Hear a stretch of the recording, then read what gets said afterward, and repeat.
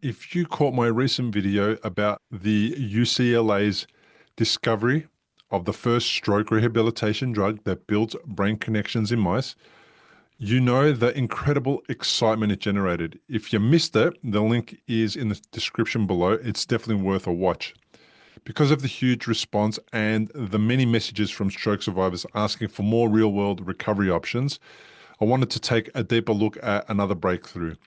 The University of Griffith in Australia did a study which was called the Griffith University study on using a drug called Etanercept to help survivors not just weeks after a stroke, but even years later.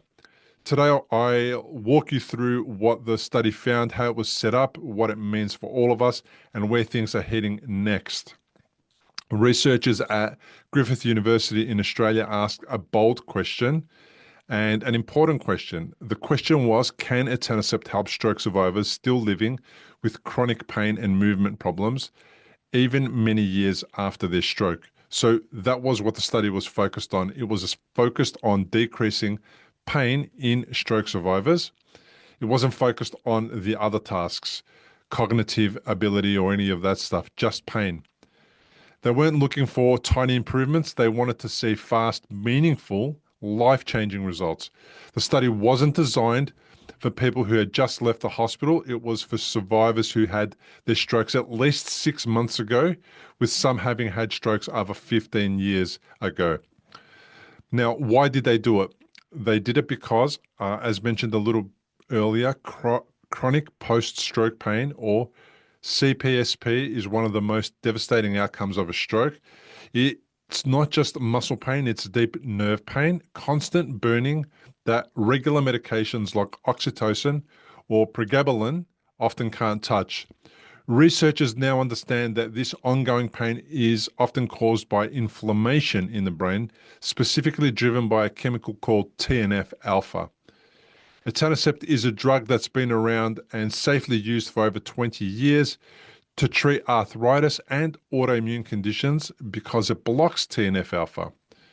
The Griffith team wanted to test whether using etanercept to block brain inflammation could unlock recovery even years after a stroke. Now, how was the trial set up? Well, this wasn't a casual or loose experiment. It was a carefully designed professional clinical trial. And here's how it worked. There were 26 stroke survivors who participated. Their ages ranged from 30 to 80 years old. Strokes had occurred 6 months to 15 years earlier. Every participant had moderate to severe daily pain, rated between 4 and 8 out of 10. All had hemiparesis, or weakness on one side of their body. Participants were randomly assigned to one of two groups. One group received etanercept injections. The other group received placebo injections, which was just sterile salt water.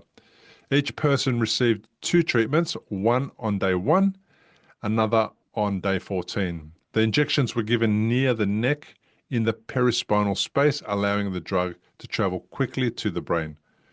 What were they measuring?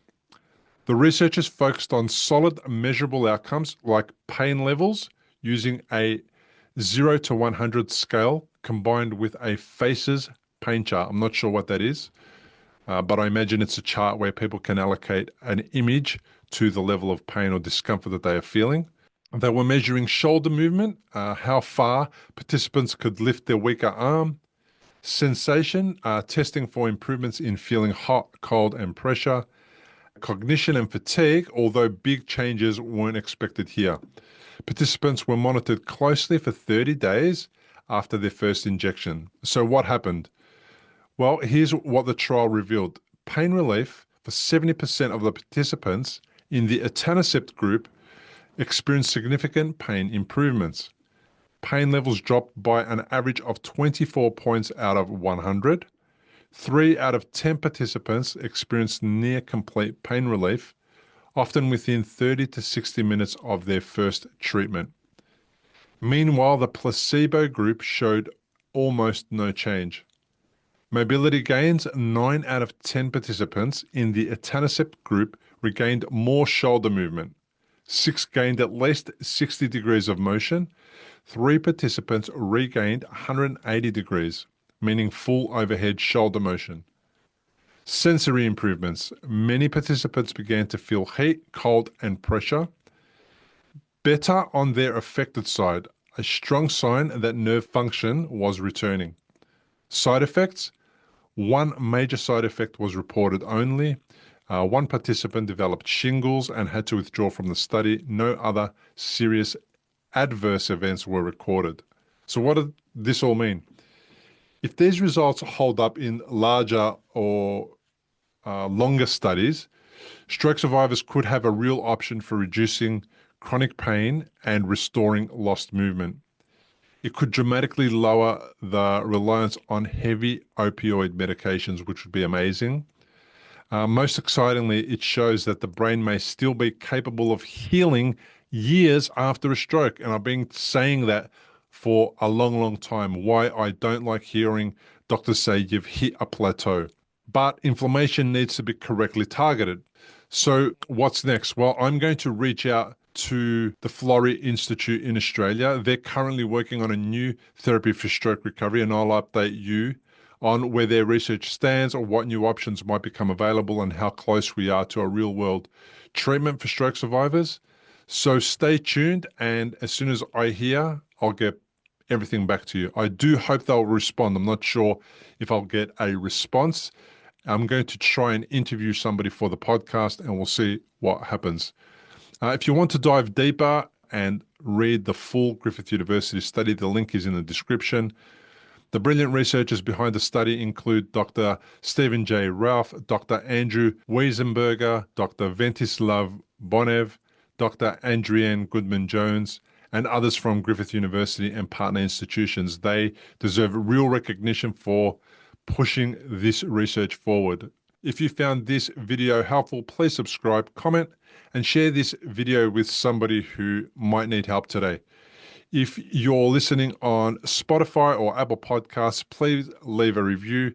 It helps more stroke survivors find the channel and this growing community. Thank you so much for listening. Look forward to seeing you on the next one.